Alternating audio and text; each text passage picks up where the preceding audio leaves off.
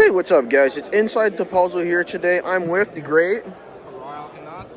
What did you place today? I placed 12th.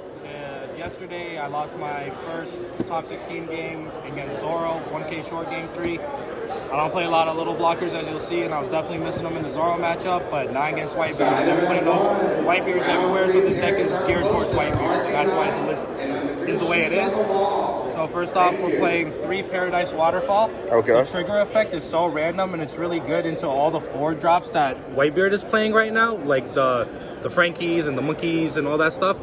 So that, plus it has 2K, and I can restand my big blockers, or I can restand an Okiku or an X-Drake or my Odin and keep applying pressure like that.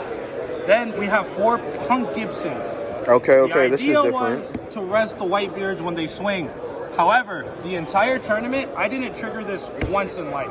Not once, but it was nice having 4K in my hand a lot, so I wouldn't change this for the world. I just wish it went off a little bit more because it definitely made my day harder. Okay. Then we are playing 1 beige. Wait, just one? It doesn't have counter. It's a small guy. Nico blows it up. Vista blows it up. Whitebeard blows it up. I'm not doing that, so I'm just not playing a lot of them. We have 4 Momonosuke because we love our cards. We want to see our Kikos, our Yamatos, our Odins, our 2Ks, our Waterfalls. He grabs everything. Fucking card's awesome. Bonnie, same thing. She grabs our blockers and our Punks Gibsons mainly. And she gets to grab Scratchman Apu, so that's why she's in there. So she's basically like your Spice Huntsman?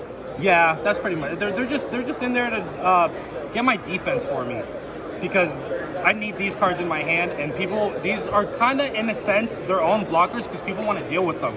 So once they hit the board, people are going to waste an attack on it.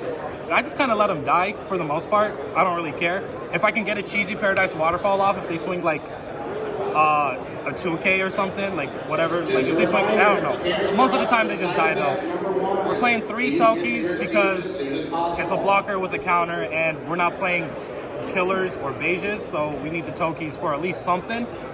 Then for our 2Ks, standard Scratchman Apu. There was one game against Dofi where I did play him and actually used his effect in tournament because I knew he had like 3 level up beams in his hand. So I just played it, swung 4K. I didn't even want to swing 5K. I just wanted to rest it so I could kill him with Odin. Then we have 4 Izos, favorite card in the game, bro. Do you ever summon it, or do you just use it for so much. So I played this card. Man, half the time it wasn't a 2. I love, the whole point of this deck is to like control the board, right? So Izo early aggression and swinging Kinemon in, it lets them, they play a card from hand, and then they're not expecting to have to guard it. They're expecting to get a card back from life. So you play the Izo, rest it, and swing your leader into it. They've now lost that card and don't get a recovery, so you just ate a resource from them. Sure, they ate a resource here, but we can get this back later with our 5-drop laws, so it's fine. Okay. Then we're playing 4 Okikus. I don't even need to explain this card. If I do, you're watching the wrong video. Yeah, isn't this like the second best card in the game right now? This is, I don't know. It's the best card in green besides Odin, I think, man. Like this, it's just so good. I just wish it had counter, because game 3, Nah, if this had counter, it's probably get banned. Huh? If that had counter, it'd get banned. Man, let them ban it, bro. Whatever. We'll find a new card. Okay. Another reason these are at 4s is, here's our defense, boy. Raizo. Raizo draws a card. So if you go second, you play Raizo, and then you can set up, you go Kinemon effect, Momonosuke for 1, 2, draw a card, swing Raizo for 4, draw a card, swing Kinemon, and then you can play Okiku for 2 because of how Kinemon's effect works. So that's great. It's fun. Draw a card, and it's board pressure. And anytime you rest something on the board, in my head it's a blocker, and I feel like that's why I'm not playing a lot of blockers. Speaking of, Yamato deals with all the blockers. Marcos rested. Just everything, dude. This takes care of so much. Even in the mirror, taking care of the laws or resting their Yamato so they don't get to apply pressure with it. I love it. X-Drake. My favorite thing to do with this card is I'll have like Kinemon and Yamato out on board, and they'll have like a Zoro rested or something. Okay. I'll go 5K at Zoro, 6K at Zoro. They'll rip 2 cards from their hand because they're so cheap. It's such cheap swings that they feel obligated to guard it. And then you blow it up anyway. So now they just lost all those resources for no reason.